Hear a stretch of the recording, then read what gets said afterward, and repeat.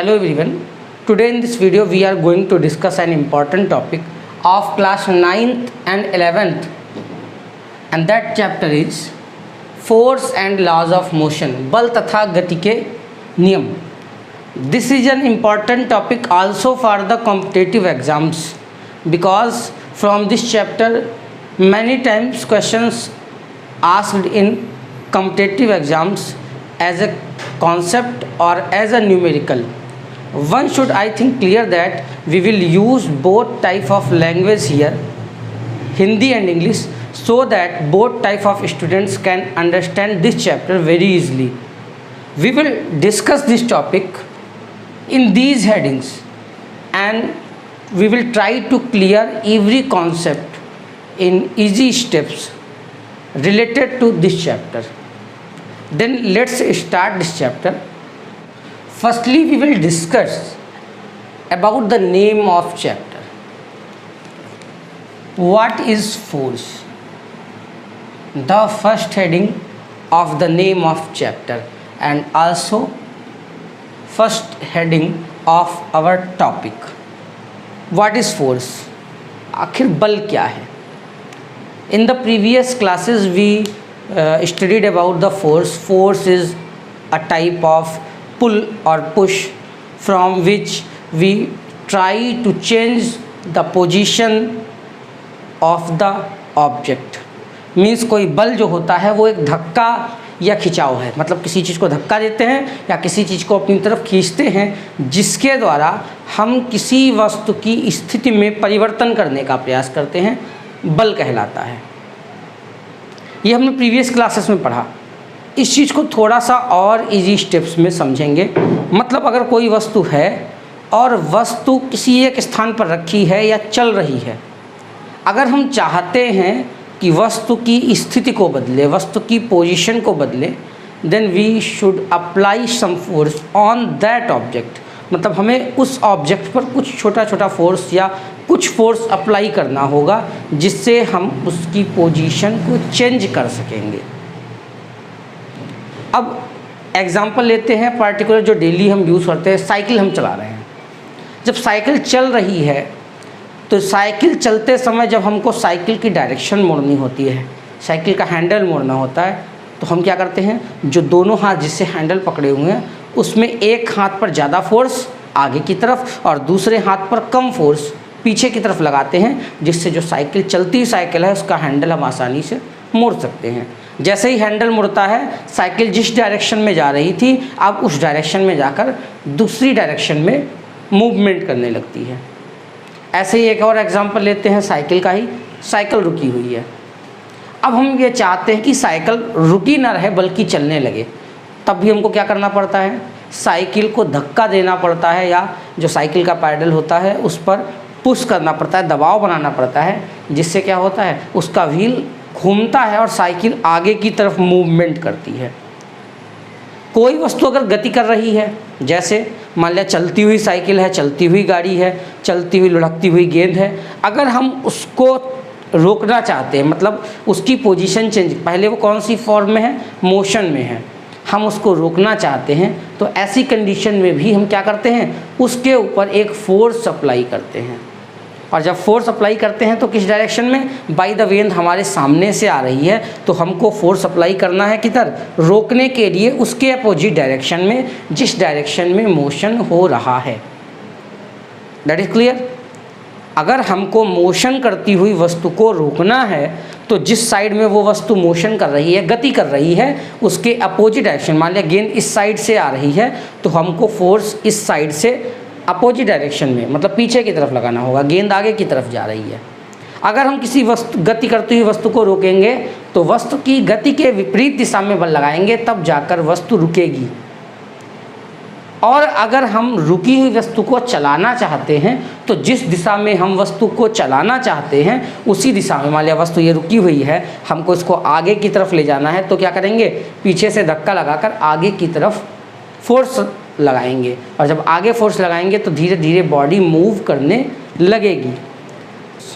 Once again, force is a pull और push by which we try to change the position of any object. If object in running motion, then by force we can stop it or we can increase the velocity of the object. मतलब अगर कोई वस्तु गति कर रही है तो गति करती समय वस्तु में हम अगर बल लगाएंगे तो दो काम कर सकते हैं, या तो हम गति करती हुई वस्तु को रोक लेंगे या तो हम गति करती हुई वस्तु के वेग को बढ़ा देंगे। चलती हुई साइकिल है, उसमें अगर हम धक्का लगाने लगे तो साइकिल और तेज स्पीड से चलने लगेगी। और we can change the direction of the motion of the object, मतलब या तो हम चलती हुई वस्तु की दिशा को बदल देंगे, वस्तु सीधे जा रही थी, हमने धक्का लगा दिया, वस्तु दूसरे दिशा में जाने लगी, जैसा कैरम बोर्ड में होता है। मतलब सीधा सीधा ये है, फोर्स जब हम किसी वस्तु पर लगाएंगे तो हम क्या कर सकते हैं, या तो रनिंग मोशन को और तेज़ बना सकते हैं, मतलब उसकी वेलोसिटी बढ़ा सकते हैं, या तो हम चलती हुई वस्तु को रोक सकते हैं, या तो चलती हुई वस्तु की दिशा में परिवर्तन कर सकते हैं। That is clear. Now what are laws of motion. एक हमने पहले चैप्टर भी पढ़ा था मोशन, वहाँ पर इक्वेशन ऑफ मोशन था। इक्वेशन ऑफ मोशन में हमने गति की समीकरणों के बारे में स्टडी किया था। अधिकतर जब एग्ज़ाम्स में क्वेश्चन पूछे जाते हैं तो लॉज ऑफ मोशन और इक्वेशन ऑफ मोशन में लोग कन्फ्यूजन कर जाते हैं। ये ध्यान रखना है, अगर इक्वेशन ऑफ मोशन पूछ रहा है तो जो हमने मोशन वाले चैप्टर में पढ़ी थी, v equals to u plus a t, s equals to u t plus half a t square, v square equals to u square plus 2as, तो ये 3 इक्वेशन पढ़ी थी, उनको हमको वहाँ पर लिखना है, बताना है। अगर लॉज ऑफ मोशन पूछ रहा है तो लॉज जो मोशन के हैं वो थ्योरेटिकल हैं, जिनको यहाँ पर हम डिस्कस करेंगे। अभी इससे पहले हम बल के जो प्रभाव हैं इनको भी यहाँ डिस्कस करेंगे, और बल के प्रभाव को हमने डिस्कस भी किया है। अभी डिस्कस किया था, रनिंग मोशन में है तो हम उसको और स्पीड से मूव करा सकते हैं, या तो उसकी डायरेक्शन बदल सकते हैं, या तो चलती हुई वस्तु को रोक सकते हैं। अगर कोई वस्तु रुकी हुई है तब हम क्या कर सकते हैं, उस वस्तु पर बल लगाकर वस्तु का स्थान परिवर्तन कर सकते हैं, या रुकी हुई वस्तु को गति की अवस्था में, मान लिया कोई साइकिल रुकी हुई थी, हमने धक्का लगाया और धक्का लगाकर जब साइकिल को धक्का लगाया तो धक्का लगाने के बाद साइकिल क्या हुई, चलने लगी, आगे की ओर बढ़ने लगी, मतलब वो मूवमेंट करने लगी। तो रुकी हुई वस्तु पर हम फोर्स लगाकर उसको मूवमेंट करा सकते हैं, या तो हमने साइकिल को दोनों हाथों से उठाया और उठाकर किसी एक स्थान से ले जाकर दूसरे स्थान पर रख दिया।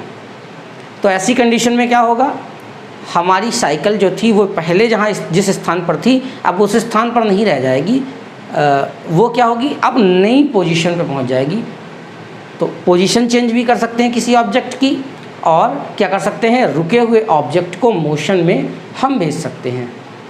ये बार बार हम साइकिल का एग्जांपल इसलिए ले रहे हैं क्योंकि किसी चीज़ को एक्सप्लेन करने के लिए हमें बार बार नया कॉन्सेप्ट ना यूज़ करना पड़े। अगर आप इसको समझ चुके हैं तो आप इस कॉन्सेप्ट को कहीं पर भी यूज़ करके ये समझ सकते हैं कि आखिर फोर्स जो है उनके क्या क्या इफ़ेक्ट हो सकते हैं। एक और इफ़ेक्ट जो मोशन और रेस्ट से हटकर है, मोशन और रेस्ट हमने पिछली क्लासेस में समझा भी था, तो इसको एक बार और क्लियर कर देते हैं। मोशन क्या होता है, जब कोई वस्तु विद रिस्पेक्ट टू टाइम, मतलब समय के साथ साथ अपना स्थान बदलती रहे, तो हम उसको क्या कहते हैं, the object will be in motion.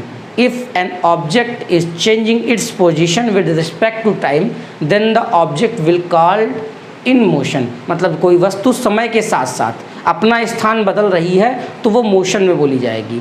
और इसका opposite, if any object is remains at the same point with respect to time then the object is called in rest. मतलब समय बदल रहा है मगर ऑब्जेक्ट जो था उसका स्थान परिवर्तन नहीं हुआ, तो ऐसी कंडीशन में हम लोग उस ऑब्जेक्ट को क्या बोलेंगे, रेस्ट में बोलेंगे। मतलब समय बदला और वस्तु यहीं की यहीं रह गई।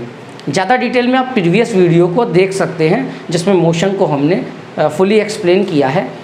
अब हम बात करेंगे एक और इफ़ेक्ट जो फोर्स के थ्रू हम क्रिएट करते हैं, और वो क्या इफ़ेक्ट है, जब हम किसी वस्तु पर बल लगाते हैं तो बल लगाने के बाद हम वस्तु के आकार में परिवर्तन कर सकते हैं।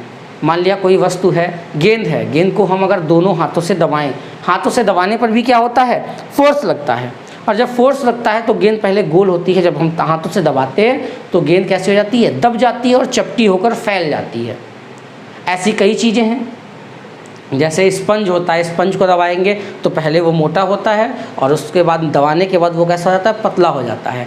ऐसे कई जगह पर जब हम सब तरफ से फोर्स लगाते हैं, किसी चीज़ को प्रेस करते हैं, तो जब प्रेस करते हैं तो वस्तु जो होती है उसका आकार भी बदल जाता है। ये फोर्स के इफ़ेक्ट हैं। I think that is clear to you. Now we will discuss about Newton's laws of motion. Before defining the Newton's laws of motion, I want to clear some more things about this chapter, and that are balanced force and unbalanced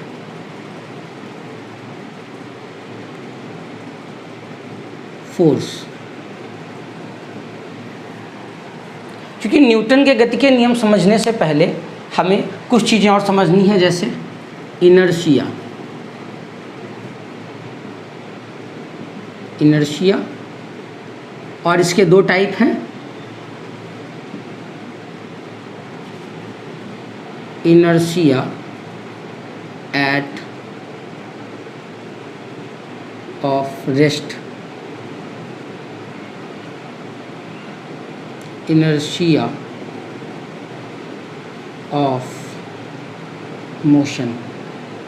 क्योंकि यहाँ पर अगर हम इन चीज़ों को समझ लेंगे तो आगे के जो टॉपिक्स हैं उनको भी समझने में हमको बहुत आसानी होगी। इनर्शिया जो है वो यहाँ पर भी थी, तो इसको हम पहले ही डिफ़ाइन भी कर लेते हैं, जिससे न्यूटन के जो लॉज ऑफ मोशन हैं इनको समझने में हमको आसानी हो जाएगी। बाद में डिस्कस करते तो डबल हो जाता। बैलेंस्ड फोर्स क्या होता है और आसानी से हम कैसे पहचानेंगे कि कोई ऑब्जेक्ट है उस पर लगने वाला फोर्स कैसा है, बैलेंस्ड है कि अनबैलेंस्ड है। तो इसको पहचानने के लिए बैलेंस्ड फोर्स क्या होता है और अनबैलेंस्ड फोर्स क्या होता है, इसको बहुत आसानी से पहचानने के लिए हम एक चीज़ बता रहे हैं आपको। अगर कोई ऑब्जेक्ट मूवमेंट कर रहा है या रेस्ट में है, तो मूवमेंट के दौरान या रेस्ट के दौरान उसकी पोजीशन में कोई चेंज ना हो। One thing clear, object rest में है या मोशन में है, मतलब रुका हुआ है या तो गति कर रहा है। रुके हुए या गति करते हुए ऑब्जेक्ट में, वस्तु में अगर कोई भी चेंज नहीं हो रहा है, मतलब ना उसकी डायरेक्शन बदल रही है, ना उसकी वेलोसिटी बढ़ रही है, ना उसकी वेलोसिटी घट रही है, ना वस्तु चलते चलते रुक रही है और ना रुकी हुई वस्तु चल रही है, ना तो वस्तु का आकार परिवर्तित हो रहा है। जितने भी हमने इफ़ेक्ट ऑफ फोर्स बताए थे, अगर इसमें से कोई भी इफ़ेक्ट ऑफ फोर्स आपको उस ऑब्जेक्ट के ऊपर दिखाई नहीं दे रहा है, that is clear, the object will be in balanced force.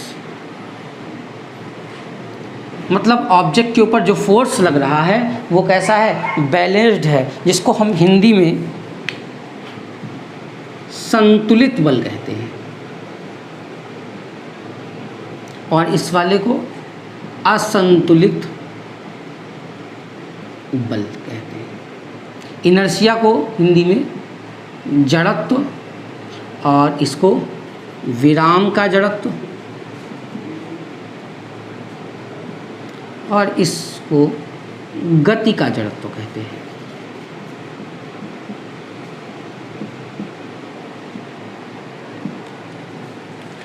पहचानने के लिए अगर हम आपको आसानी से बता देंगे कि बैलेंस और अनबैलेंस फोर्स क्या है, तो आगे इस चीज़ को हमें समझाने में और आसानी रहेगी।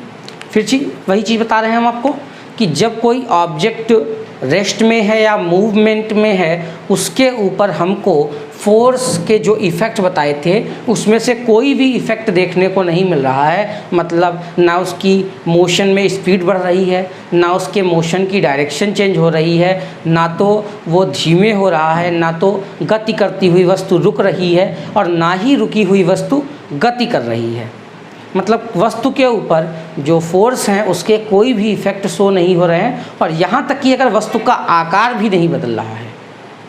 तो इससे देखकर हम बता सकते हैं कि जो ऑब्जेक्ट है उस पर बैलेंस फोर्स काम कर रहा है। और अगर एक भी इफ़ेक्ट हमको ऑब्जेक्ट के ऊपर देखने को मिला, यहाँ तक कि अगर वस्तु की गति की दिशा भी बदली या रेस्ट वाली वस्तु 1 सेंटीमीटर भी आगे खसक गई, तो इसका मतलब है वहाँ पर अनबैलेंस फोर्स काम कर रहा होगा। अगर यहाँ पर ऑब्जेक्ट के एक एग्जांपल के थ्रू देखें, मान लिया ये कोई ऑब्जेक्ट था जो सरफेस पर रखा हुआ था, हमने इस साइड से आगे की तरफ 8 न्यूटन का फोर्स अप्लाई किया, आगे की तरफ इसको आगे बढ़ाना चाहा, मगर दूसरे साइड में कोई व्यक्ति था, उसने क्या किया, अपोजिट साइड में 5 न्यूटन का फोर्स अप्लाई करना चाहा। तो 8 न्यूटन का फोर्स फॉरवर्ड डायरेक्शन में आगे की तरफ है, 5 न्यूटन का फोर्स जो है बैकवर्ड डायरेक्शन में पीछे की तरफ है।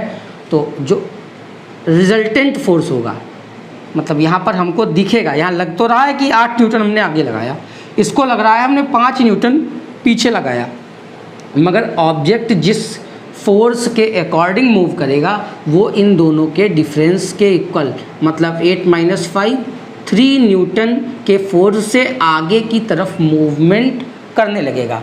तो जब किसी ऑब्जेक्ट पर फोर्स लगता है तो जो फोर्स है अगर अपोजिट डायरेक्शन में लगा हुआ है तो ऑब्जेक्ट पर लगने वाला नेट फोर्स, नेट का मतलब होता है टोटल एवरेज, जिसको हम लोग कह सकते हैं कि अगर व्यापार करते हैं तो किसी वस्तु को व्यक्ति ने 100 रुपये का ख़रीदा, उस वस्तु को उसने 120 रुपये का बेचा, तो टोटल उसको प्रॉफिट कितना हुआ, 20 रुपीज़ का प्रॉफिट हुआ है। या तो 100 रुपये की वस्तु खरीद कर लाया, 10 रुपये उसके किराए भाड़े में लगाए लाने के लिए, अब उसने वस्तु को 150 रुपये में बेच दिया, तो जो टोटल प्रॉफिट है वो तो 40 रुपये है। अगर वस्तु के MRP के अकॉर्डिंग देखोगे तो 100 रुपये MRP थी जिसने उसने खरीदी थी, और उसने 150 रुपये की बेच दी, तो 50 रुपये फ़ायदा हुआ। तो हम यहाँ रिजल्टेंट फोर्स देखेंगे, मतलब नेट फोर्स कितना होगा, तो 8 न्यूटन का आगे की तरफ लगा मगर 5 न्यूटन का पीछे की तरफ जो है लगा, जिससे इसमें से 8 न्यूटन से 5 न्यूटन क्या हो गया, कम हो गया। अपोजिट डायरेक्शन में लग रहे हैं तो सब्सट्रैक्ट हो जाएंगे फोर्स। अगर सेम डायरेक्शन में फोर्स लगता है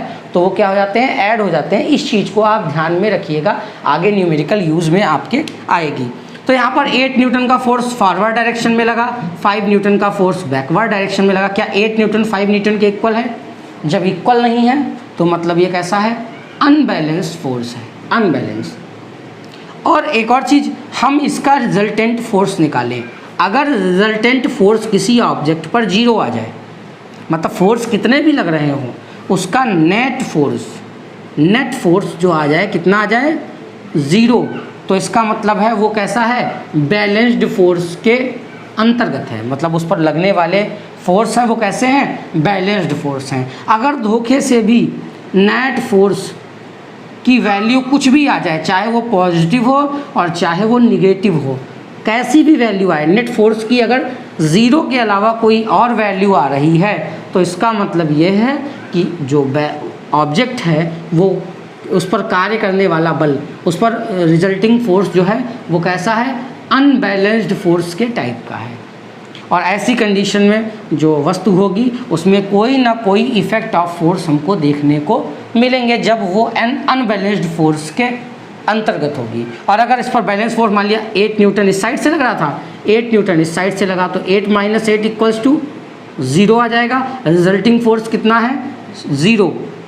और रिजल्टिंग फोर्स 0 है, इसका मतलब ये जो ऑब्जेक्ट है ये कैसा है, बैलेंस्ड फोर्स वाला है। मतलब इस पर लगने वाला जो बल है वो बैलेंस्ड फोर्स है। इसमें कोई भी इफ़ेक्ट ऑफ फोर्स हमें देखने को नहीं मिलेंगे, इस ऑब्जेक्ट पर कोई भी हमें इफ़ेक्ट ऑफ फोर्स देखने को नहीं मिलेंगे।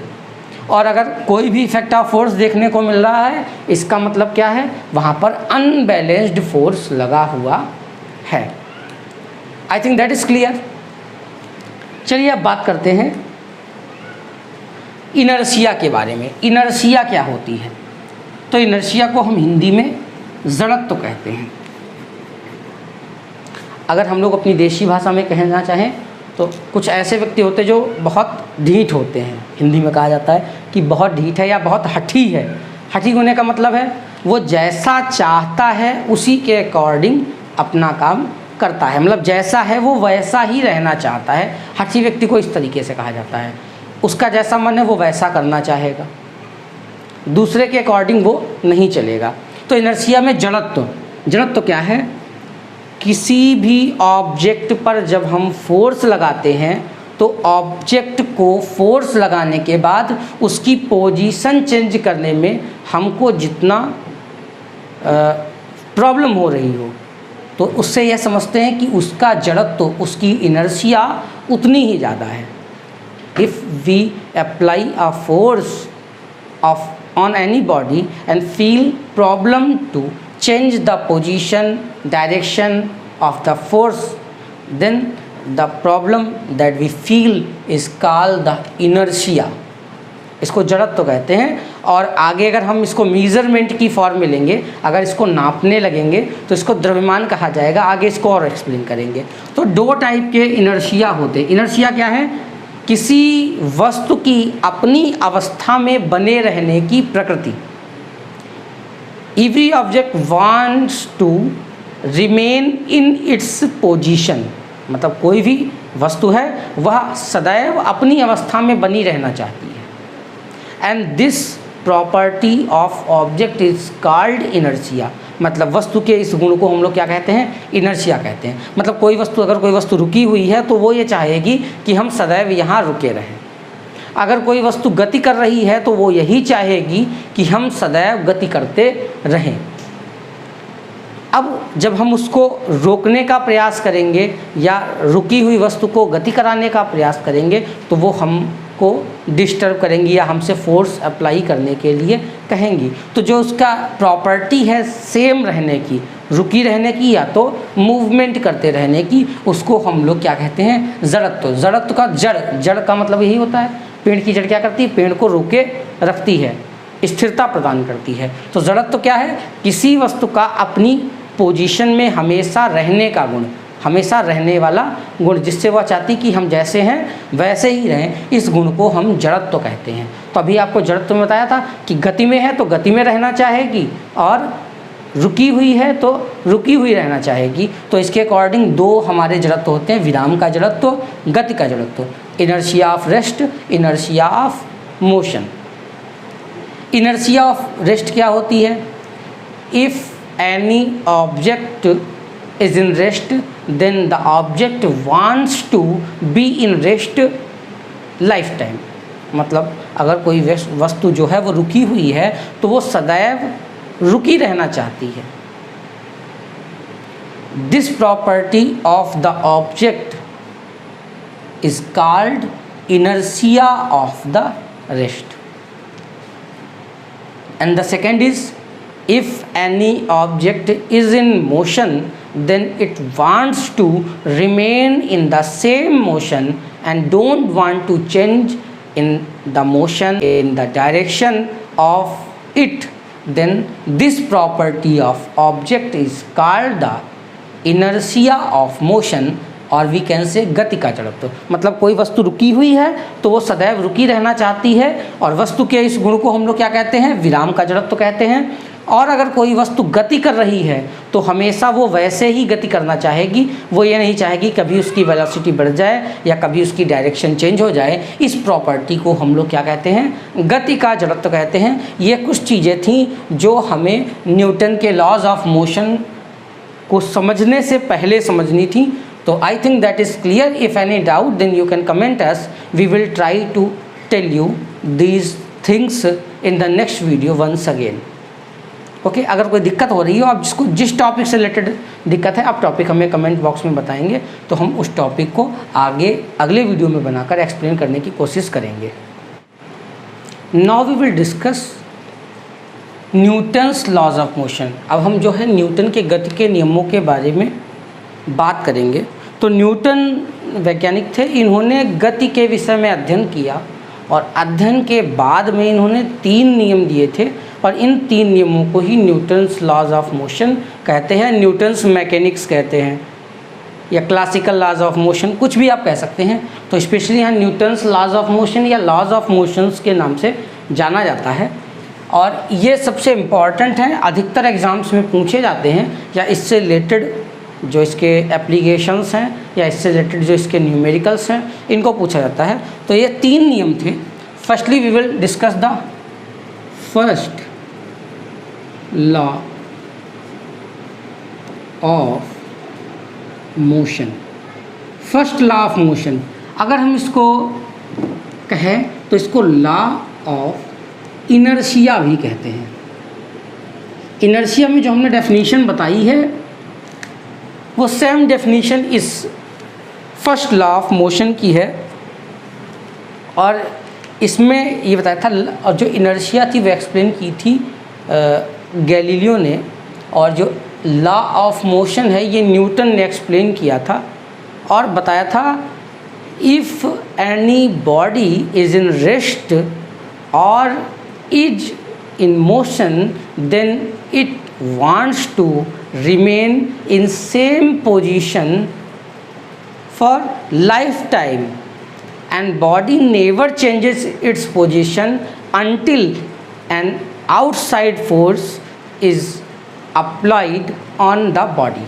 मतलब कोई वस्तु अगर गति कर रही है या रुकी हुई है तो वो हमेशा या तो गति करते ही रहना चाहेगी या तो रुके रहना चाहेगी, और वो तब तक अपनी पोजीशन में चेंज नहीं करती है, अपनी अवस्था तब तक नहीं बदलती है। तो चेंज कितने थे हमने बताए थे आपको, फोर्स के इफ़ेक्ट्स, तब तक अपनी पोजीशन या अपनी अवस्था बदलना नहीं चाहेगी जब तक हम उस पर कोई बाह्य बल आउटसाइड फोर्स अप्लाई ना करें। If any body is in rest और in motion then it wants to remain in same position for lifetime, it never changes its position until the outside force is applied on a body, on that body।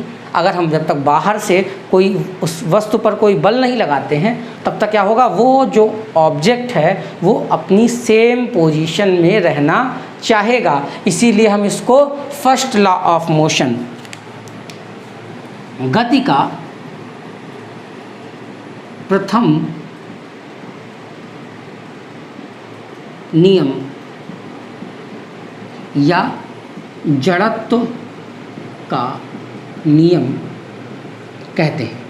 जड़त्व का नियम, जड़त्व को अभी मैंने आपको समझाया था। तो जड़त्व की जो प्रॉपर्टी है उसी को देखते हुए first law of motion explain किया गया था और बताया था। हमने क्या बताया, जब तक फोर्स नहीं लगाएंगे बॉडी पर तो बॉडी में या ऑब्जेक्ट में कोई चेंज नहीं आएगा, और इसी को हम क्या कहते हैं, इनर्शिया कहते हैं। फोर्स का इफ़ेक्ट तभी होता है जब हम किसी बॉडी पर फोर्स लगाएं और उस बॉडी में चेंजेस हो जाएं, मतलब बॉडी में कुछ भी परिवर्तन हो।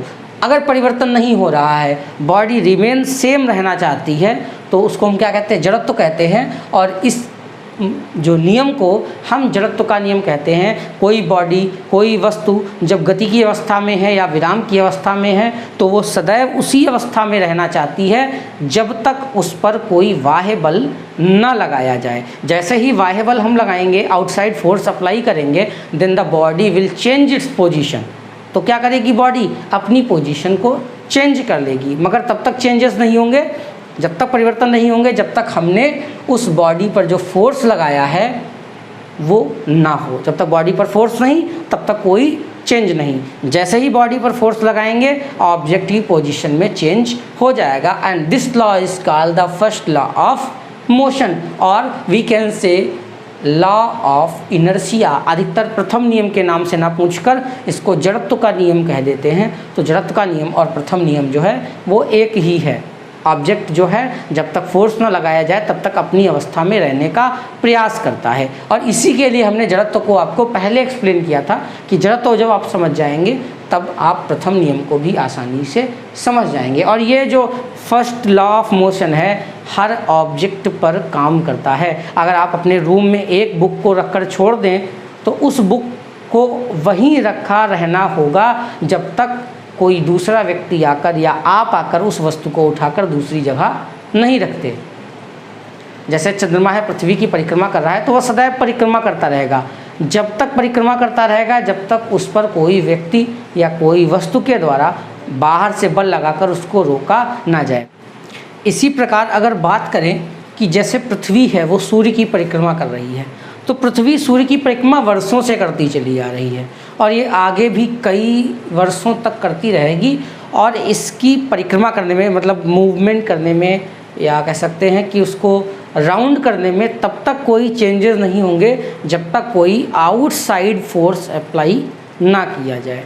ऐसा हमारे दैनिक जीवन में कई जगहों पर होता है, बट उतना अधिक मात्रा में नहीं होता या उतना क्लियरली नहीं होता है जिसको हम देख सकें।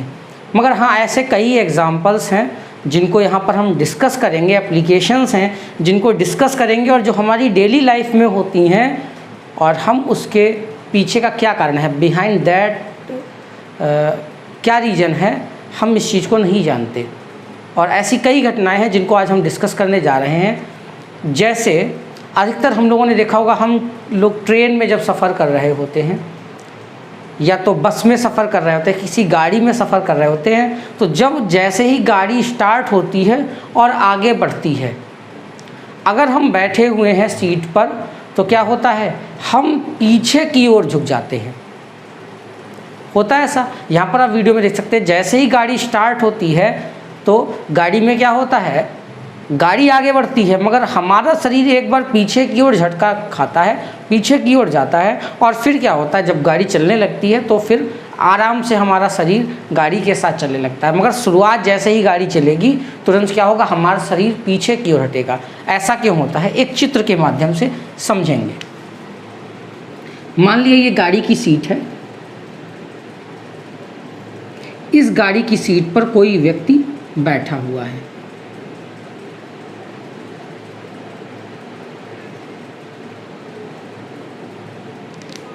अब जैसे ही गाड़ी आगे चलना शुरू करती है, क्योंकि हमारा शरीर जो है वो किसके संपर्क में है, गाड़ी के संपर्क में। गाड़ी के संपर्क में है तो गाड़ी रुकी हुई है, तो ऐसी कंडीशन में हमारा शरीर भी रुका हुआ है, वो अपनी पोजीशन चेंज करना नहीं चाहता। तो नीचे से ऊपर तक हमारा शरीर क्या हुआ है, रुका हुआ है, वो अपनी पोजीशन को चेंज करना नहीं चाहता। बट मान लिया गाड़ी स्टार्ट हुई तो गाड़ी के साथ क्या जुड़ा है, सीट जुड़ी है। तो गाड़ी स्टार्ट होकर आगे चली तो ये सीट भी आगे जाने लगेगी, क्योंकि गाड़ी जैसे जैसे आगे बढ़ रही है तो सीट तो गाड़ी के अंदर है, गाड़ी से जुड़ी हुई है।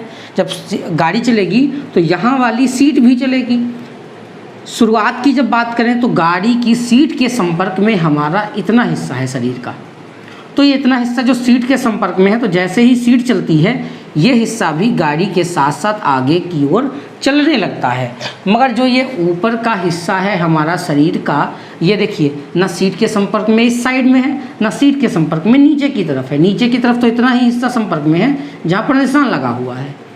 गाड़ी चलना शुरू की तो सीट आगे चलने लगी, और जब सीट आगे चलने लगी तो जो सीट के संपर्क वाला हिस्सा था वो भी आगे जाने लगा। मगर जो ये ऊपरी हिस्सा था ये किसी के संपर्क में नहीं था, तो ऊपरी हिस्सा जो है अभी भी रुका हुआ था। ये वाला हिस्सा हमारा आगे बढ़ गया और ये हिस्सा रुका रहा। तो ये हिस्सा जब रुका रहा तो इसमें कोई चेंज नहीं हुआ, जबकि नीचे शरीर का जो नीचा हिस्सा था वो निचला हिस्सा आगे की तरफ बढ़ गया। और जब निचला हिस्सा आगे की तरफ बढ़ जाएगा तो इस तरीके से कुछ पोजीशन हो जाएगी। ये रुका रहा तो ये यहीं रहेगा, ये सीट भी आगे आ जाएगी, आगे की तरफ बढ़ जाएगी। ऊपर वाला हिस्सा जितना हमने सर्किल के अंदर कर रखा है, क्योंकि ये रुका हुआ था, किसी के संपर्क में नहीं था, तो ये रुका हुआ ही रहेगा। जबकि जो आधा हिस्सा शरीर के नीचे का है ये सीट के संपर्क में था, सीट चलने लगी तो नीचे का शरीर का आधा हिस्सा चलने लगा। अब ये तो है नहीं कि ये हिस्सा यहीं रह जाएगा टूटकर, ये हिस्सा आगे चला जाएगा और ये हिस्सा जहाँ था वहीं रह जाएगा, ऐसा नहीं है। ये हिस्सा शरीर से जुड़ा हुआ था।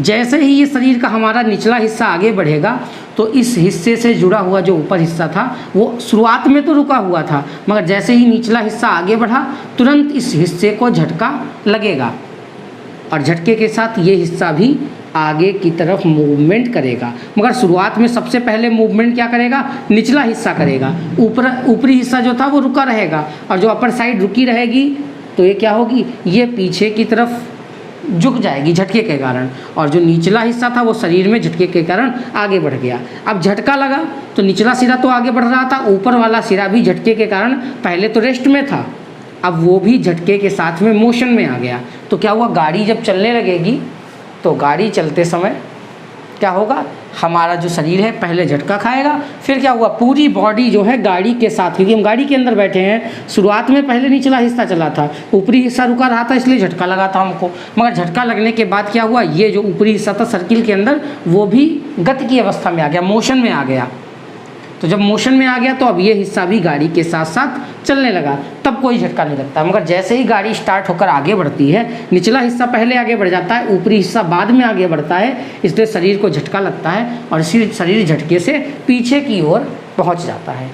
इसका एक और एग्जाम्पल है कि जैसे चलती हुई गाड़ी रुकती है, तो जैसे ही चलती हुई गाड़ी रुकती है तब क्या होता है, हमारे शरीर को झटका लगता है और शरीर आगे की तरफ झुक जाता है। ऐसा क्यों होता है, तो जब गाड़ी चल रही थी तो हमने बताया गाड़ी चलने लगी तो पूरा का पूरा शरीर, सीट सब क्या है, गति की अवस्था में आ गए। अब जैसे ही गाड़ी वाले को अचानक ब्रेक लगाना पड़ा तो गाड़ी रुकी, गाड़ी के संपर्क में क्या था, ये सीट थी, सीट भी गाड़ी के रुकते ही तुरंत रुक गई। और जो हमारा ये शरीर का निचला हिस्सा था, ये क्या था, सीट के संपर्क में था, तो ये भी क्या हुआ, गाड़ी के साथ साथ रुक गया। परंतु ये आधा जो ऊपरी हिस्सा था, ये जो घेरे के अंदर है, ये क्या बताया था हमने, गति की अवस्था में था और ये किसी के संपर्क में नहीं था, तो ये गति कर रहा था, तो इसको तो किसी ने नहीं रोका। ये क्या कोशिश करता है, आगे गति करता ही रहता है। गाड़ी के रुकने पर ये हमारा जो निचला हिस्सा है, सीट है, गाड़ी है और शरीर का निचला हिस्सा है, ये तो रुक जाता है, परंतु ऊपरी हिस्सा पहले जैसे गति कर रहा था तो गति करता ही रहना चाहता है। तब तक इसमें चेंज नहीं होता जब तक इसको झटका नहीं लगता। जैसे ही गाड़ी रुकती है, ये सब हिस्सा रुक जाता है, ये यहीं रहता है, और ये जो ऊपरी हिस्सा है, ये झटके के कारण, क्योंकि ये गति कर रहा था तो गति करते हुए ये आगे बढ़ जाता है।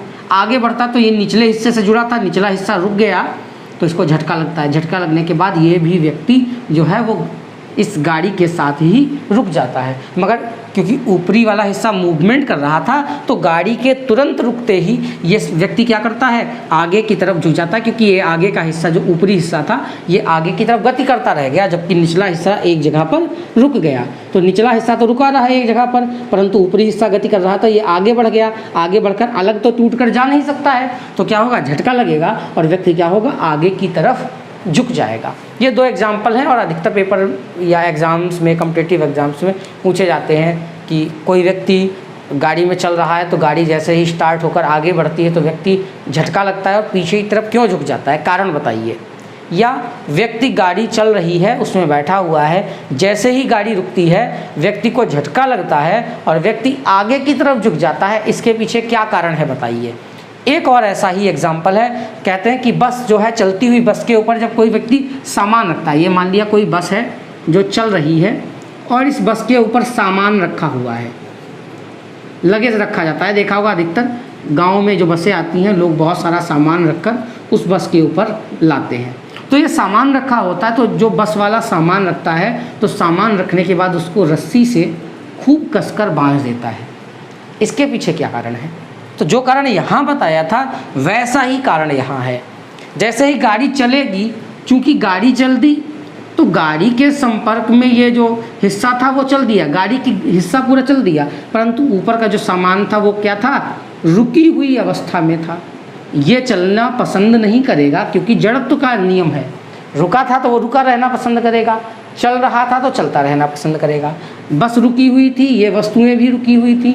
बस तो इंजन के कारण जैसे ही ड्राइवर ने गियर डाला, एक्सीलेटर दिया, बस तो चलना शुरू कर दी, परंतु जो ये सामान रखा हुआ था ये अभी भी रुकी हुई अवस्था में रहना पसंद करेगा। तो जैसे ही बस चलेगी तो क्या होगा, बस तो आगे जा जाएगी, मगर ये यहीं पर रुका रहेगा। और जब यहीं पर रुका रहेगा तो क्या हुआ, जो बस के संपर्क में था, झटका लगेगा और झटका लगने के बाद हो सकता है सामान लुढ़क कर नीचे गिर जाए, क्योंकि झटका लगने पर व्यक्ति जब पीछे का जा सकता है, आगे जा सकता है, तो सामान भी तो रुका हुआ, सीट के साथ जुड़ा हुआ था, छत के साथ जुड़ा हुआ था। अगर इसको बांधेंगे नहीं तो झटका लगेगा, झटका लगने में सामान इधर उधर स्थान परिवर्तन करेगा, और जब स्थान परिवर्तन करेगा तो झटका लगने के साथ सामान नीचे गिर सकता है। या तो बस चलने लगी और चलती हुई बस जैसे ही रुकेगी, तो चलती हुई बस में जब बस चल रही थी तो बस के साथ ये सामान जो ऊपर रखा था ये भी उतने ही वेग से आगे की तरफ जा रहा था।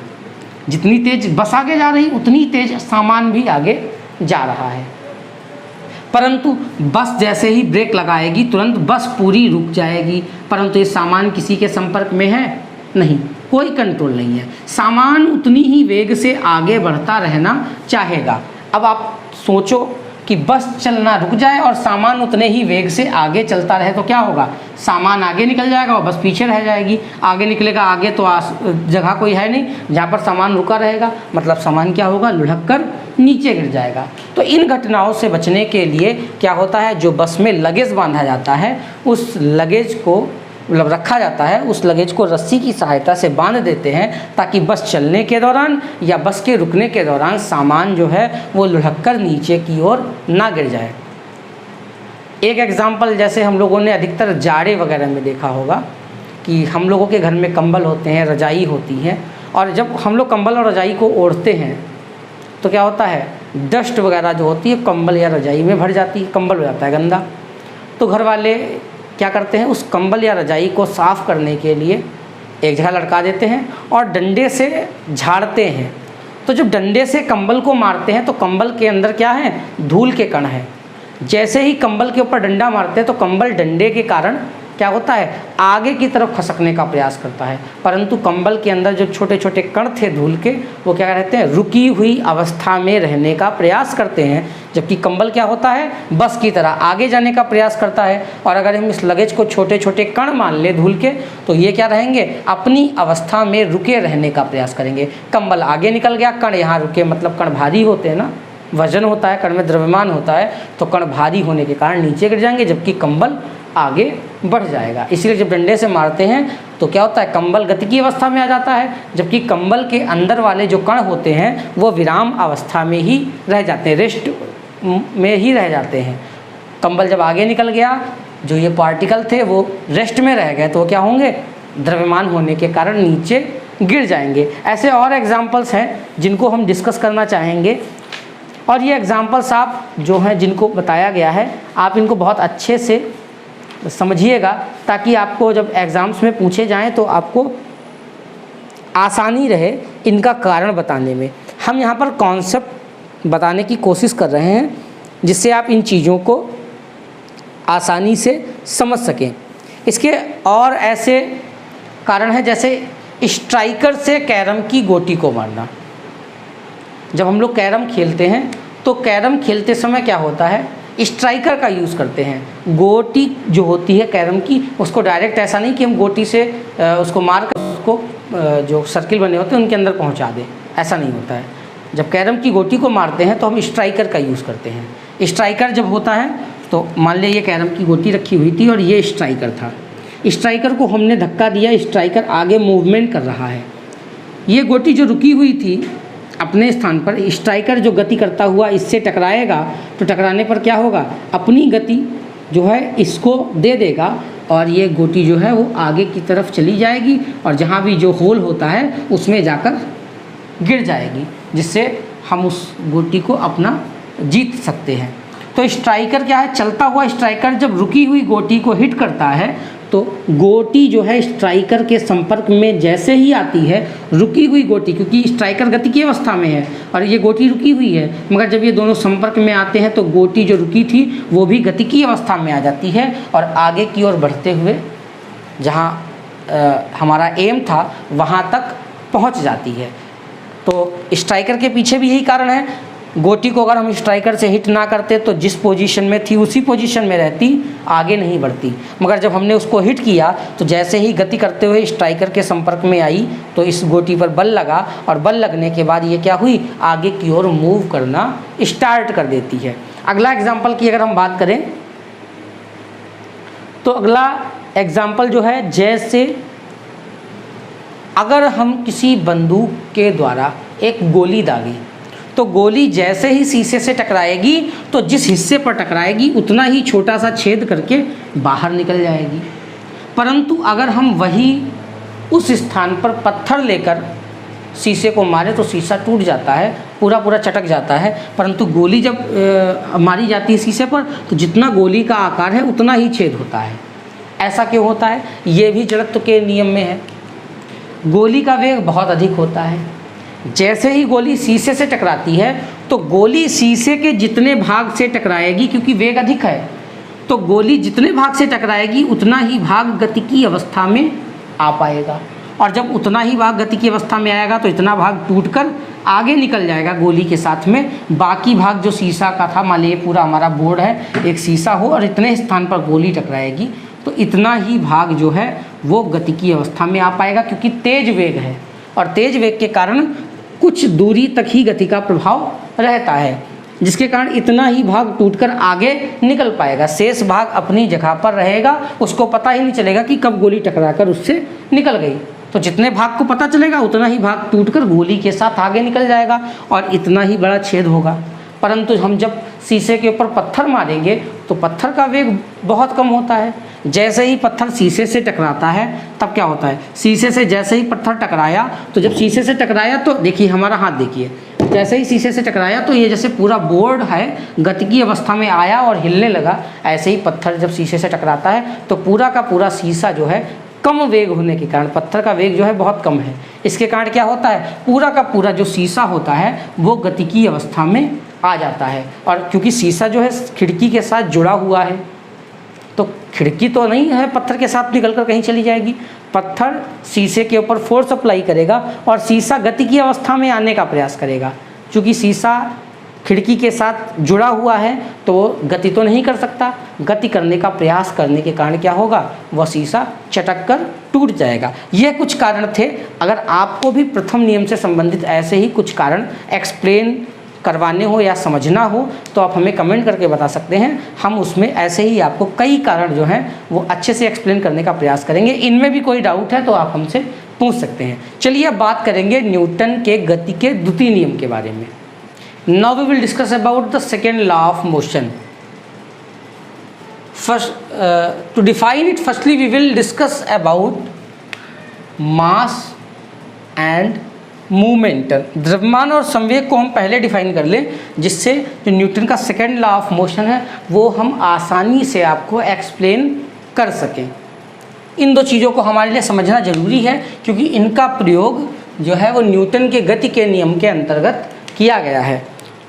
Then what is mass? अभी हमने आपको इनर्शिया एक्सप्लेन किया था। इनर्शिया क्या था? The body wants to remain in its position that will be rest और motion until the outside force is not applied on a body. That property of matter is called inertia. मतलब किसी वस्तु का आभागुण जिसके कारण वस्तु अपनी विराम या गति की अवस्था में रहना चाहती है, इस गुण को हम क्या कहते हैं? उस वस्तु का जड़त्व कहते हैं। जड़त्व क्या है? ये प्रॉपर्टी है कि वस्तु रुकना चाहती है अपनी अवस्था में, मगर अगर हम उस गुण को किसी संख्या के रूप में एक्सप्लेन करना चाहें, उस इनर्शिया को संख्यात्मक रूप से बताना चाहें कि वो कितनी है। अगर हम बताएं कि हमारे पास बहुत सारे पेन हैं, तो आप मान लोगे कि हाँ बहुत सारे होंगे। बहुत सारे में वो पेन 4 भी हो सकते हैं, 5 भी हो सकते हैं, 6 भी हो सकते हैं, 100, 200, 1000, 2000 कितने भी हो सकते हैं। मगर बहुत सारे में आप एग्जैक्टली ये नहीं बता पाओगे कि बहुत सारे पेन कितने हैं। अगर उन बहुत सारे पेन्स को हम एक्सप्लेन करना चाहें क्लियरली, तो उसको हमें बताना पड़ेगा कि हमारे पास बहुत सारे पेन हैं, उनकी संख्या भी बतानी पड़ेगी कितनी है, 50 है, 100 है, 200 है। ऐसे ही कई एग्जांपल्स हो सकते हैं कि हम उस चीज़ को डिक्लेयर करने के लिए जब तक अमाउंट क्लियर नहीं करेंगे तब तक वो चीज़ हमें क्लियर नहीं होगी। बाय द वे, आप शॉप पर कुछ लेने जाते हैं, शॉपकीपर से आपने जो भी मटेरियल आपको लेना था वो पूछते भैया ये है, तो उसने कहा हाँ भाई है, ले लो। कितने का? अरे बहुत सस्ता है, आपको दे देंगे। अरे भाई कितने का है? अरे बहुत सस्ता, आप ले तो जाओ। अरे है कितने का? अरे बहुत सस्ता है। अगर वो बहुत सस्ता कहता रहे तो आप उसको क्या प्राइस दोगे, और वो क्या प्राइस लेगा? क्योंकि उसने उस चीज़ का मीज़रमेंट नहीं बताया है, अमाउंट नहीं बताया है। जब तक हम उसको न्यूमेरिकली मतलब संख्यात्मक रूप में नहीं बताएंगे, तब तक हम एक्सप्लेन नहीं कर सकते हैं कि उसका अमाउंट, उसकी क्वांटिटी कितनी है। तो इसीलिए इनर्शिया जो थी वो क्या थी? प्रॉपर्टी थी किसी ऑब्जेक्ट की कि वह अपनी पोजीशन को चेंज नहीं करना चाहता है, और चेंज ना होने की प्रॉपर्टी, पोजीशन चेंज ना होने की प्रॉपर्टी को हमने इनर्शिया कहा था। And the inertia in numerically we call it mass, मतलब जो जड़त्व है उसका संख्यात्मक मान जो है वो उसका द्रव्यमान कहलाता है। अगर हम जड़त्व को संख्या के रूप में व्यक्त करें तो वो क्या कहलाएगा, उस वस्तु का द्रव्यमान कहलाएगा। और द्रव्यमान को हम रिप्रेजेंट करते हैं स्मॉल m से, इसका यूनिट होता है किलोग्राम। हम लोग अगर दैनिक जीवन में उपयोगी वस्तुएं बाज़ार से लेने जाते हैं तो मान लिया शक्कर कितनी चाहिए, भैया 1 किलो दे दो, 2 किलो दे दो। अगर हम उसमें उसकी संख्या को एक्सप्लेन ना करें तो व्यक्ति हमको कैसे उस वस्तु को देगा। तो किसी भी वस्तु को लेने के लिए हमको उसका अमाउंट या उसकी क्वांटिटी बतानी होती है, और वो कैसी होती है, न्यूमेरिकल होती है, संख्यात्मक रूप में होती है। तो जड़त्व तो हर वस्तु में होता है। वस्तु छोटी है तो उसका जड़त्व कम है, वस्तु बड़ी है तो उसका जड़त्व ज़्यादा है। जितनी बड़ी वस्तु उतना ज़्यादा जड़त्व।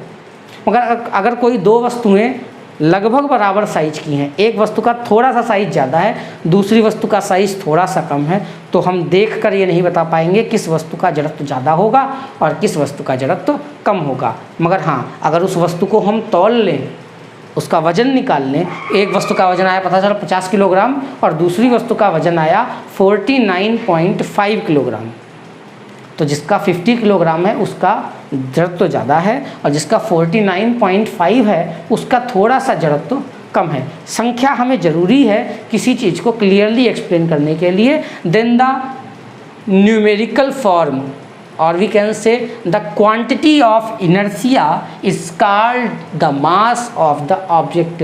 किसी भी वस्तु के जड़त्व की माप, मीज़रमेंट जो इनर्शिया का है उसको हम लोग क्या कहते हैं, मास कहते हैं। स्मॉल m से रिप्रेजेंट करते हैं और इसकी यूनिट किलोग्राम होती है।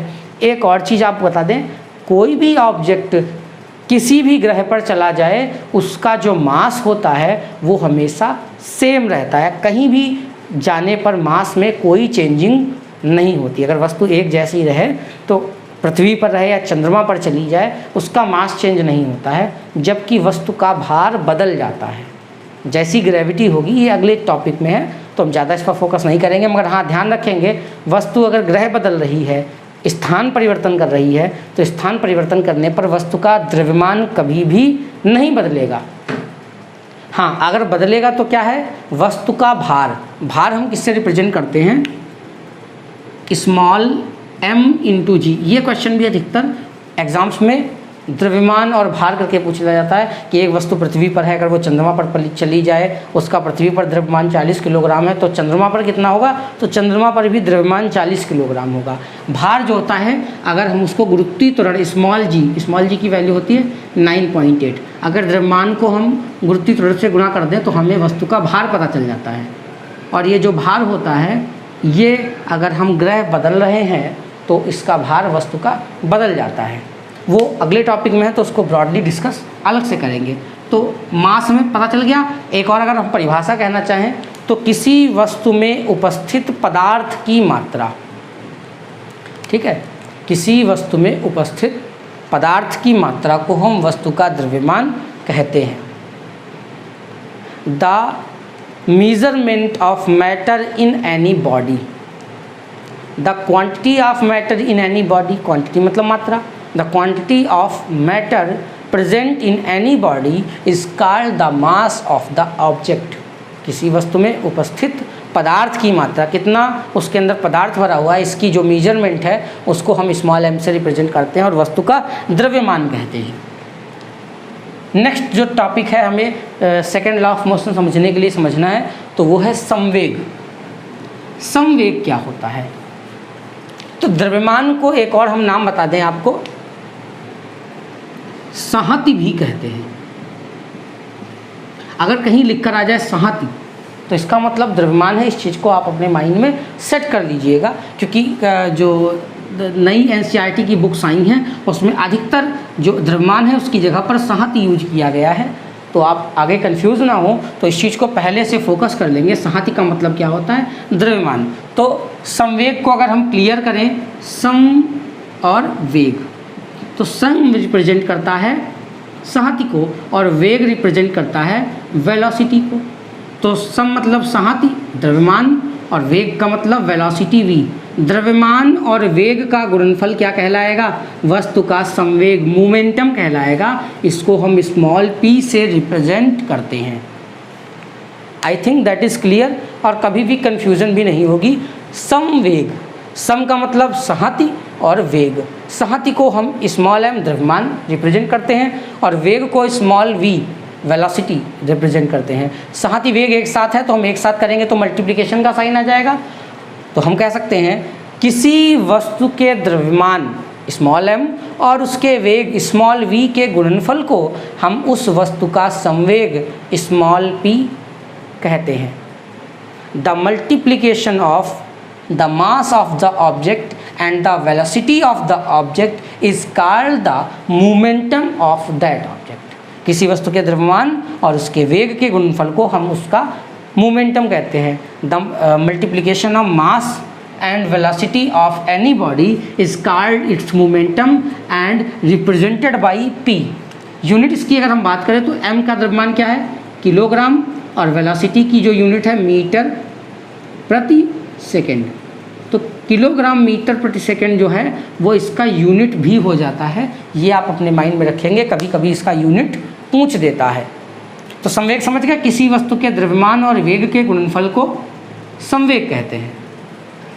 अगर संवेग को हम डेल्टा p से रिप्रेजेंट करें, डेल्टा मतलब ये रिप्रेजेंट करता है डिफरेंस,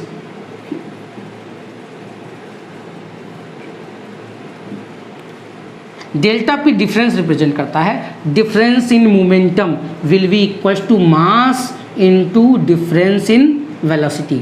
अगर किसी वस्तु के संवेग में परिवर्तन की बात करेंगे तो संवेग परिवर्तन बराबर होता है द्रव्यमान गुणे वेग परिवर्तन। डेल्टा v का मतलब डिफरेंस इन वेलोसिटी और डेल्टा p का मतलब है डिफरेंस इन मोमेंटम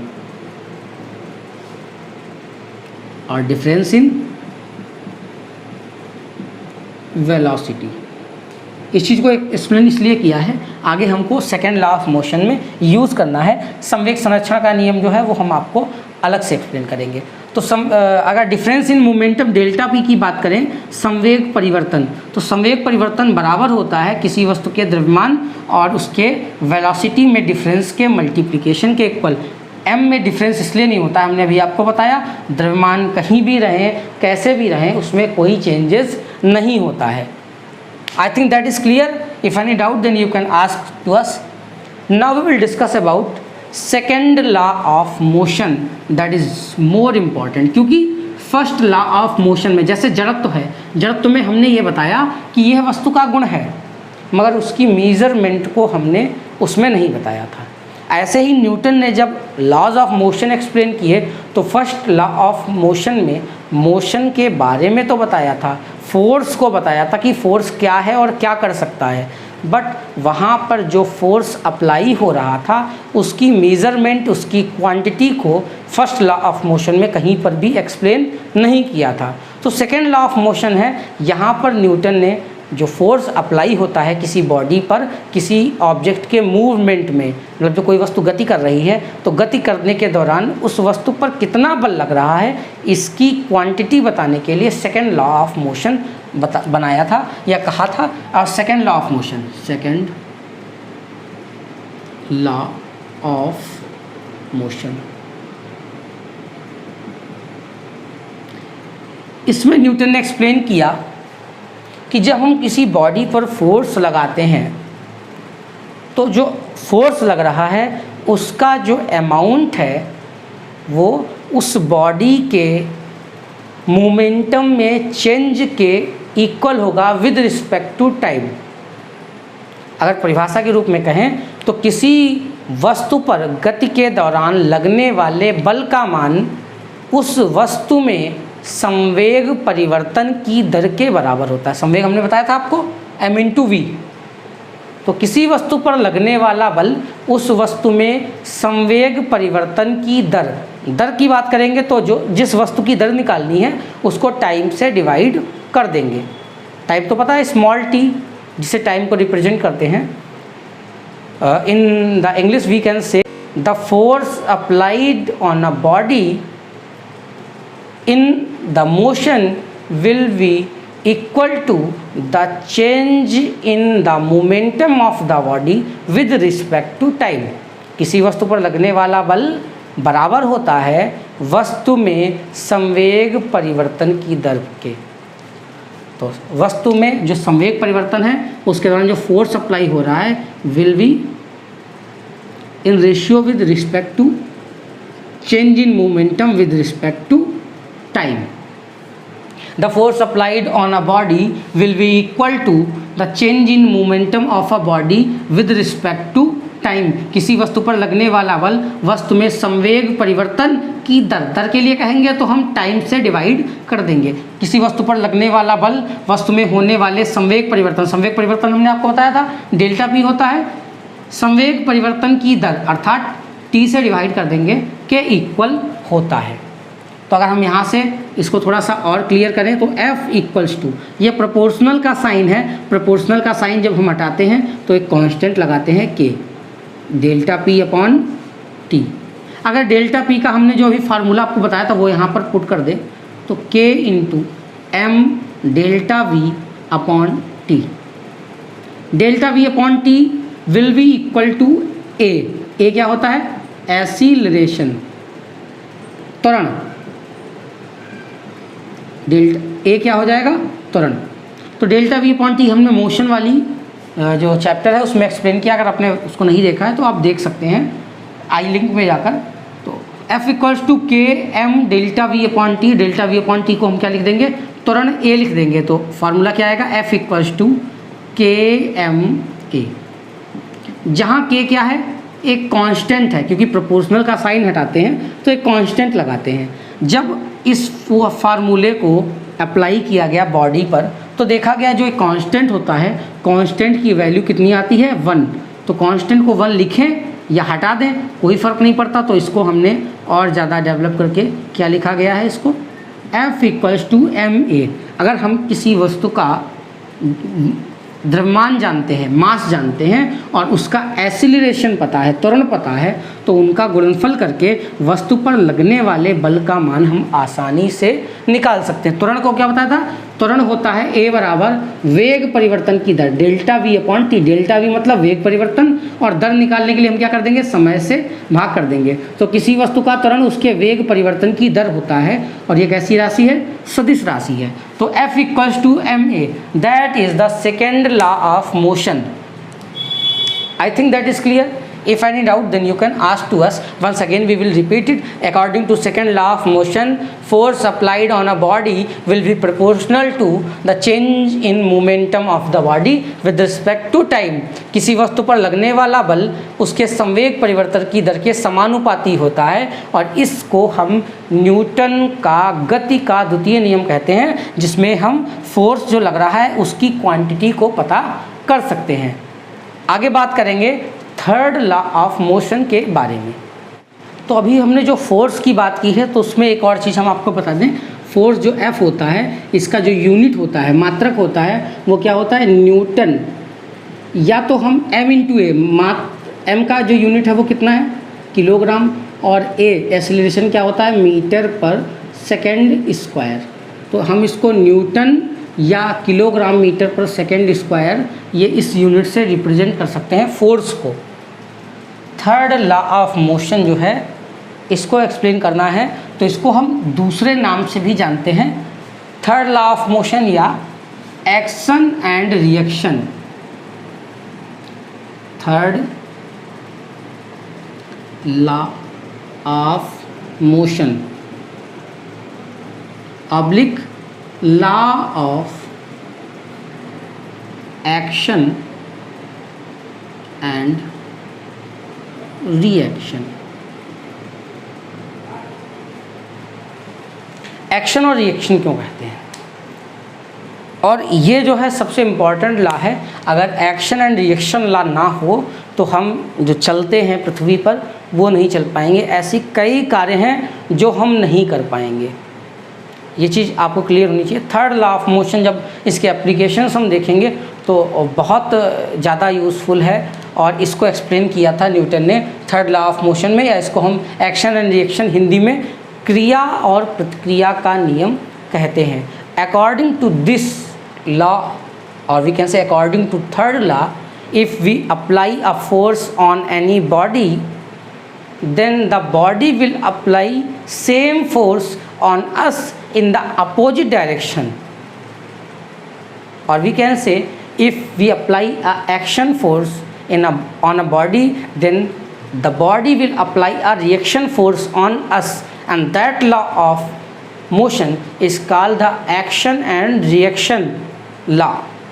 ठीक है, जब हम किसी वस्तु पर कोई बल लगाते हैं तो वस्तु के द्वारा उतना ही बल हमारे ऊपर विपरीत दिशा में लगाया जाता है। इस लॉ को या इस नियम को हम क्रिया प्रतिक्रिया का नियम कहते हैं।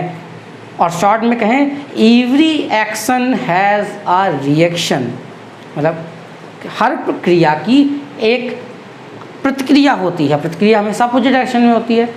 Every action has a reaction in opposite direction. प्रत्येक क्रिया की एक प्रतिक्रिया होती है, प्रत्येक क्रिया की एक प्रतिक्रिया होती है जो उसके अपोजिट डायरेक्शन में होती है। इसको हम थर्ड लॉ ऑफ मोशन कहेंगे। और ज़्यादा अच्छी परिभाषा में अगर हम बताना चाहें तो कहेंगे कि जब किसी वस्तु पर एक वस्तु दूसरी वस्तु पर बल लगाती है तो दूसरी वस्तु द्वारा उतना ही बल विपरीत दिशा में लगाया जाता है, और विपरीत दिशा में लगने वाले बल को प्रतिक्रिया बल कहते हैं। इसीलिए इस नियम को क्रिया प्रतिक्रिया का नियम कहते हैं। मान लिया कोई वस्तु है, हमने इस पर 8 न्यूटन का बल लगाया, तो वस्तु के द्वारा भी हमारे ऊपर 8 न्यूटन का बल अपोजिट डायरेक्शन में लगेगा। मतलब हमने एक्शन किया और ऑब्जेक्ट ने क्या कर दिया, उतना ही रिएक्शन हमको वापस भेज दिया। इसीलिए मान लिया हम किसी को तमाचा मार दें तो क्या होता है, व्यक्ति को तो चोट लगती है मगर हमारे हाथ को भी चोट लगती है। हम दीवार पर मुक्का मारेंगे तो दीवार पर तो हमने फोर्स अप्लाई किया मगर दीवार ने हम पर उतना फोर्स अप्लाई किया, इसीलिए हमारे हाथों में चोट लग जाती है। हम ज़मीन पर चलते हैं तो ज़मीन पर चलने के लिए क्या करते हैं, पैर से धक्का देते हैं पीछे की तरफ। तो जितना धक्का हम पीछे की तरफ देते हैं ज़मीन के द्वारा या पृथ्वी की सतह के द्वारा, उतना ही धक्का हमारे पैरों को या हमारे शरीर को आगे की तरफ दिया जाता है, तभी हम चल पाते हैं। अगर ऐसा ना हो तो हमें चलना कठिन हो जाएगा। और ऐसा हम कब देख सकते हैं, आप रेगिस्तान में चले तो रेगिस्तान में जो भूमि होती है कठोर नहीं होती है। जैसे ही हम उस पर पैर से ठोकर मारते हैं या पैर से दबाव बनाते हैं, पैर से धक्का लगाते हैं पीछे की तरफ आगे बढ़ने के लिए, तो हमारे द्वारा जो लगने वाला धक्का है वो रेत पर लगता है और रेत के कण अलग अलग होते हैं। तो क्या होता है, सभी दिशाओं में हमारे द्वारा लगाया गया बल फैल जाता है। और जब हमको रिएक्शन फोर्स नहीं मिलता है तो रेत में हमको आगे बढ़ना बहुत कठिन हो जाता है, क्योंकि रिएक्शन फोर्स ज़रूरी है हमको चलने के लिए, मूवमेंट करने के लिए। तो एक्शन एंड रिएक्शन जो लॉ है या इस प्रॉपर्टी को हम अपने लिए सबसे ज़रूरी मानते हैं। अगर ऐसा नहीं होगा तो पृथ्वी पर ऐसी कई घटनाएं हैं जो होना बंद हो जाएंगी। थर्ड लॉ ऑफ मोशन इसलिए बहुत इम्पॉर्टेंट है। हमने एग्जांपल समझे कि कितने सारे एग्जांपल हैं। हम अगर चलना चाहें तो एक्शन एंड रिएक्शन ज़रूरी है। ऐसे कई काम हैं जिनको करने के लिए हमें एक्शन और रिएक्शन लॉ की या इस प्रॉपर्टी की ज़रूरत है। अगर ऐसा नहीं होगा तो क्या होगा, हम कई फिनोमिना जो हैं अर्थ पर, कई घटनाएं हैं, उनको नहीं कर पाएंगे या उनको एक्सप्लेन नहीं कर पाएंगे। Third law of motion is called an action reaction law. इससे रिलेटेड अगर हम कुछ एग्जाम्पल यहाँ पर अभी बताए थे, ऐसे ही कुछ और एग्जाम्पल और क्लियर कर दें तो शायद इसको आप और अच्छे से समझ पाएंगे। चलिए बात करते हैं। जैसे हमारा जो पहला इसका नियम है, और ये हमने देखा होगा रॉकेट में, तो हम बड़े रॉकेट की बात नहीं करते, छोटे रॉकेट, क्योंकि रॉकेट जितने भी हैं उनका सिद्धांत एक ही होता है। दीपावली वाले रॉकेट हमने अधिकतर देखे होंगे। चलिए उसी रॉकेट को हम बनाकर यहाँ पर एक्सप्लेन करेंगे। मान लिया ये दीपावली का रॉकेट है, तो दीपावली के रॉकेट में एक ख़ास बात आपने देखी होगी, उसके साथ में जो फायर क्रैकर लगाए जाते हैं, जो पटाखे लगाए जाते हैं, उनका जो फेस होता है वो नीचे की तरफ होता है। ऐसा क्यों होता है, ये एक्शन एंड रिएक्शन जो है, ऐसी घटना यहाँ पर हो जिससे रॉकेट ऊपर, रॉकेट हम चलाएंगे तो रॉकेट हमको कहाँ भेजना है, ऊपर की तरफ। रॉकेट हमें ऊपर की तरफ भेजना है, तो इसको ऊपर की तरफ भेजने के लिए फोर्स रिएक्शन फोर्स जो एक्शन फोर्स है वो हम नीचे लगाएंगे। एक्शन फोर्स कहाँ लगाएंगे? नीचे। जिससे क्या होगा? रिएक्शन फोर्स कहाँ लगेगा? ऊपर की तरफ। और जब ऊपर की तरफ रिएक्शन फोर्स लगेगा तब बॉडी कहाँ मूवमेंट करेगी? आगे की तरफ। हमको जब आगे बढ़ना होता है तो हम पैर से धक्का कहाँ लगाते हैं? पीछे की तरफ। आप अगर ना हो तो वीडियो देख रहे हैं, एक बार चल कर देखिए। जब हमें आगे चलना होता है तो हम पैर से धक्का कहाँ लगाते हैं? पीछे की तरफ। तब हमको रिएक्शन फोर्स मिलता है और हम आगे की तरफ बढ़ते हैं। तो हमें रॉकेट को मूवमेंट कहाँ कराना है? ऊपर की तरफ। तो हम एक्शन फोर्स कहाँ लगाएंगे? नीचे की तरफ। इसीलिए जो इसका फायर क्रैकर होता है, पटाखा होता है, इसमें हम नीचे की तरफ इसका फेस करते हैं। जैसे ही आग लगाते हैं तो इस फायर क्रैकर से बहुत तेज़ी से जो है वो आग नीचे की तरफ निकलती है। और जब तेज़ी से आग नीचे की तरफ निकलती है तो इससे निकलने वाली जो गैसें होती हैं वो नीचे की सतह पर धक्का लगाती है। जब नीचे की सतह पर धक्का लगता है, फोर्स लगता है, एक्शन फोर्स अप्लाई होता है, तो सतह क्या करती है? इन पर उतना ही फोर्स अपोजिट डायरेक्शन में, इसने एफ फोर्स नीचे की तरफ लगाया तो इतना ही फोर्स नीचे सतह के द्वारा इस रॉकेट पर ऊपर की तरफ लगाया गया। अब नीचे वाला फोर्स तो सतह पर लगा है, ज़मीन पर लगा है, तो ज़मीन तो मूवमेंट नहीं करने लगेगी।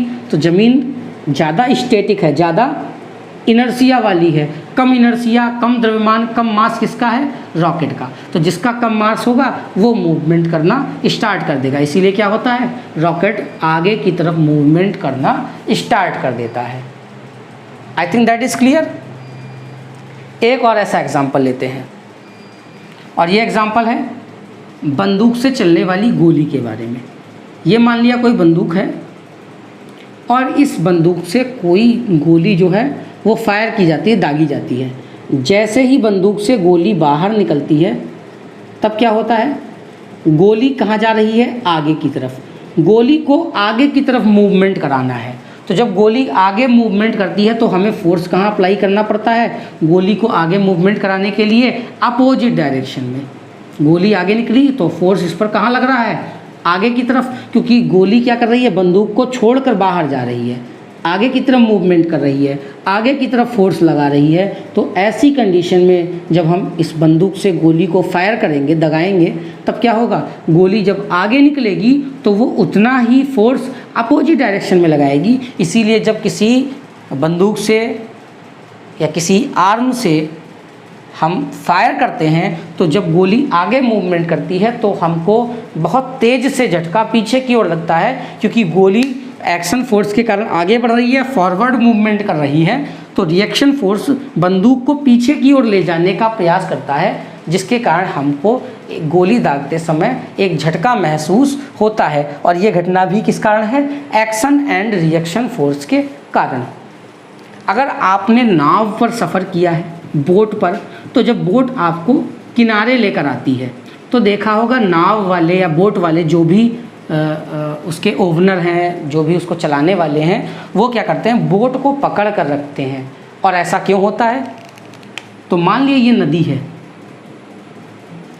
आप आए और इस बोट पर बैठे थे, बोट उस व्यक्ति ने किनारे नाव लाकर लगा दी। बोट कहाँ है? पानी के अंदर है और ये सतह है।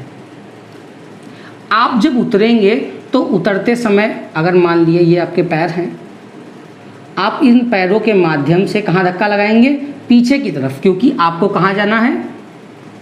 आगे की तरफ जाना है। आपके पैरों को आगे जाना है, आपको आगे जाना है, तो आप कहाँ धक्का लगाने का प्रयास करेंगे? पीछे की तरफ धक्का लगाने का प्रयास करेंगे। लेकिन नाव कैसी है? स्टैटिक नहीं है, रुकी हुई नहीं है, क्योंकि वो पानी के अंदर है।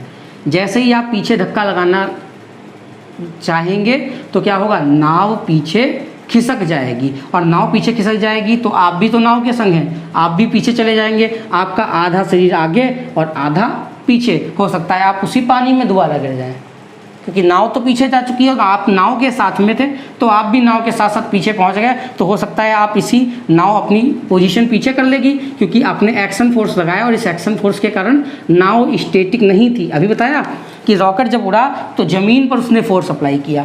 ज़मीन जो पृथ्वी या सतह थी वो कैसी थी? स्टैटिक थी, ज़्यादा इनर्सिया वाली थी, तो उसमें कोई चेंज नहीं हुआ, सतह में कोई परिवर्तन नहीं हुआ। उसने ज़मीन पर ताकत लगाई रॉकेट ने, ज़मीन तो नहीं अपनी जगह से हिलेगी, तो किसको हिलना पड़ेगा? रॉकेट को हिलना पड़ेगा। यहाँ आपने क्या किया? नाव पर फोर्स लगाया, आप जब तक हिले उससे पहले नाव हिल गई, पीछे खसक गई, और पीछे खसकने का मतलब है आप भी नाव के साथ पीछे खसक गए। आगे बढ़ने के चक्कर में आप पता चला नदी के अंदर ही गिर गए, या जहाँ किनारे साइड में पानी भरा था वहाँ गिर गए, आपके कपड़े गंदे हो गए। तो इससे बचने के लिए जो नाव वाला है आपको उतरते समय क्या करता है, जैसे आप उतरते हो उससे पहले वो नाव को तेज़ी से पकड़ लेता है कि आप जब आगे उतरो तो कहीं नाव एक्शन एंड रिएक्शन फोर्स के कारण कहीं पीछे ना खसक जाए। क्लियर।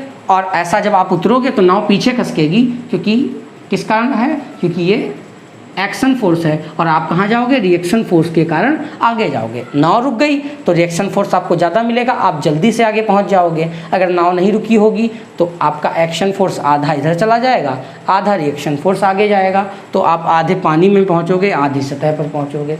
ऐसी घटना ना हो तो इसलिए नाव को रोक कर रखते हैं, और ये घटना भी किसके कारण होती है, एक्शन एंड रिएक्शन फोर्स के कारण होती है। ऐसे ही कई एग्जांपल्स आपकी डेली लाइफ में आपको मिल सकते हैं जहां पर एक्शन एंड रिएक्शन फोर्स का यूज़ हो रहा होता है, या इस नियम का प्रयोग हो रहा होता है। हमने बताया आप किसी व्यक्ति को तमाचा मारते हैं तो व्यक्ति को तो चोट लगती है, उतनी ही चोट हमारे हाथ को लगती है, क्योंकि हमने उसको चोट मारने के लिए एक्शन फोर्स अप्लाई किया, उतना ही उसकी त्वचा ने, उसके शरीर ने हमारे हाथ के ऊपर रिएक्शन फोर्स अप्लाई किया। तो उसके चेहरे पर, उसकी त्वचा पर फोर्स लगा तो उसको चोट लगी, हमारे ऊपर रिएक्शन फोर्स लगा तो हमारे हाथों को भी चोट लगी। हमने दीवार पर मुक्का मारा तो दीवार पर मुक्का मारते समय दीवार को फोर्स हमने एक्शन वाला अप्लाई किया, मगर दीवार कैसी है, स्टैटिक है, तो क्या होगा, दीवार रिएक्शन फोर्स हमारे हाथों पर अप्लाई करेगी। रिएक्शन फोर्स जितना ज़्यादा होगा हमको उतना ही ज़्यादा चोट लगेगी। ऐसे कई एग्जांपल्स हैं, आप उन एग्जांपल्स को देखिए अपनी डेली लाइफ में, और अगर आप उनको एक्सप्लेन करते हैं, हमारा कॉन्सेप्ट आपको समझ में आया है तो आई थिंक आप उसको अच्छे से समझ पाओगे। बाय द वे अगर कोई दिक्कत है उसको एक्सप्लेन करने में तो आप हमें कमेंट करके बता सकते हैं, हम उसके पीछे क्या कारण है, behind that what is the reason, we will explain it in the next video. हम अलग से आपको वीडियो बनाकर उसको एक्सप्लेन करेंगे। अब जो लास्ट थिंग है यहाँ पर बची है संवेग संरक्षण का नियम।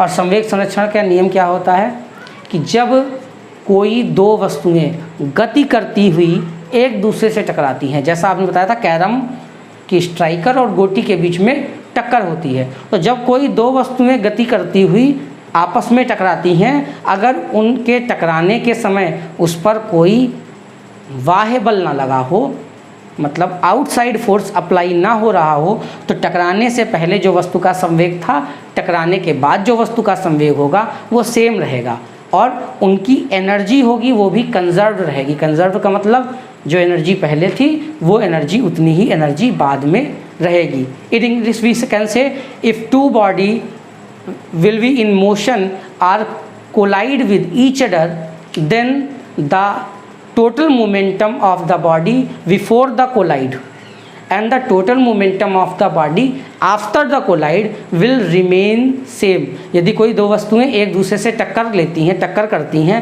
तो टक्कर करने से पहले जो वस्तु का कुल संवेग है दोनों वस्तुओं का P1 प्लस P2, और टक्कर करने के बाद उनका जो टोटल संवेग है P1 प्लस P2 वो सेम रहेगा, उसमें कोई चेंजेस नहीं होंगे।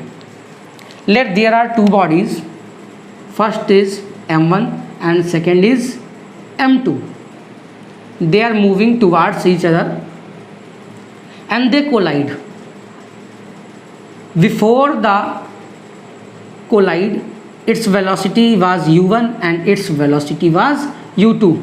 Then Pi1 plus Pi2, Pi2 मतलब momentum initial first body, momentum of initial second body, मतलब संघट्ट से पहले या कोलाइड होने से पहले या टकराने से पहले इनका टोटल मोमेंटम कितना होगा, तो m1 u1 plus m2 u2। According to law of conservation of momentum, if two bodies are in motion and they collide with each other and no outside force are acting on that body, then the momentum before the collide and momentum after the collide, मतलब हमने इनके टकराने के बाद इसका वेग जो है वो v1 हो गया और इसका वेग क्या हो गया, v2 हो गया, तो बाद वाला जो मोमेंटम होगा m1 v1 प्लस m2v2 होगा तो ये बिफोर कोलाइड का मोमेंटम है और ये आफ्टर कोलाइड का टोटल मोमेंटम है। That will be equal to each other and energy of both body, total energy of both body is also conserved, मतलब इनकी एनर्जी जो है वो भी वही रहेगी। टकराने से पहले जो एनर्जी थी, टकराने के बाद भी वही एनर्जी रहेगी। क्या चेंजेस हो सकते हैं इसमें? इनकी वेलोसिटी जो थी वो चेंज हो सकती है, और क्या हो सकता है, इनकी डायरेक्शन चेंज हो सकती है। और ये सबसे आसानी से समझ सकते हैं हम कैरम बोर्ड में। कैरम बोर्ड में हमने क्या किया, स्ट्राइकर लिया और एक जो गोटी थी वो रुकी हुई थी, हमने स्ट्राइकर से इस गोटी को हिट किया तो इसकी वेलोसिटी v थी और इसकी वेलोसिटी 0 थी। और हिट करने के बाद अधिकतर क्या होता है, स्ट्राइकर टकराने के बाद पीछे की तरफ आ जाता है और ये जो रुकी हुई वस्तु थी, गोटी थी, वो आगे की तरफ मूवमेंट करने लगती है। तो इसका वेग बदल गया और डायरेक्शन बदल गई, इसका भी वेग बदल गया और डायरेक्शन बदल गई। पहले इसका वेग 0 था, अब ये किसी न किसी वेग v डैश से आगे की तरफ बढ़ने लगेगा और इसका v डैश डबल डैश वेग हो जाएगा। मतलब ये अलग अलग हम रिप्रेजेंट करने के लिए शो कर रहे हैं। इसकी अमाउंट कुछ भी हो सकती है, संख्यात्मक मान इसका कुछ भी हो सकता है। स्ट्राइकर से हमने गोटी को टक्कर की, टकराने के बाद गोटी आगे की तरफ किसी और डायरेक्शन में चली जाएगी, ये स्ट्राइकर टकराने के बाद किसी और डायरेक्शन में चला जाएगा। कभी कभी ऐसा होता है स्ट्राइकर टकराया, स्ट्राइकर वहीं रुक गया और गोटी आगे चली गई, होता है। कभी कभी होता है स्ट्राइकर टकराया, गोली अलग डायरेक्शन में, गोटी अलग डायरेक्शन में चली गई, स्ट्राइकर अलग डायरेक्शन में चला गया। ऐसी कई कंडीशन होती हैं। बट अगर आउटसाइड फोर्स अप्लाई नहीं कर रहा है तो इसके टकराने से पहले जो टोटल मोमेंटम था, टकराने के बाद के टोटल मोमेंटम जो होगा वो दोनों आपस में इक्वल होंगे। And this law is called as law of conservation of momentum. And now today this topic is complete. We discussed this full topic of force and laws of motion. I think and I hope that you studied it very properly and understand the concept, application related to it. If you have any doubt, अगर आपको इस topic में समझने में कोई भी समस्या आई हो, कुछ भी दिक्कतें हों, वैसे हमने इसको समझाने का बहुत प्रयास किया है, बहुत अच्छे से और इजी वे में समझाने का प्रयास किया है। फिर भी अगर आपको लगता है if you have any doubt, feeling any problem related to any point, any topic about this chapter, then you can comment us and we will provide you the next video to solve your problem in more easy way. आपको समस्या है तो आप हमको बताइए, comment कीजिए topic के नाम लिखकर। जो भी टॉपिक आपको अच्छे से और समझना हो या समझ में ना आया हो तो हम उसको अलग वीडियो बनाकर आपको उस टॉपिक को क्लियर करने का प्रयास करेंगे। एक चीज़ ध्यान रखिए, वीडियो को आप देखेंगे तो साथ में अपनी बुक्स भी रखिए, जिससे आप जो भी चीज़ हम पढ़ा रहे हैं, जो समझा रहे हैं, उनको आप अपने समझने के बाद, वीडियो से समझने के बाद में एक बार किताब से मैच कर सकें और जिससे वो चीज़ आपको और अच्छे से समझ में आएगी। तब तक के लिए जय हिंद। डाउट्स आप हमें बताएंगे तो जो भी हो सकता है तो हम आपको अगला वीडियो प्रोवाइड करने की कोशिश करेंगे। थैंक यू, जय हिंद।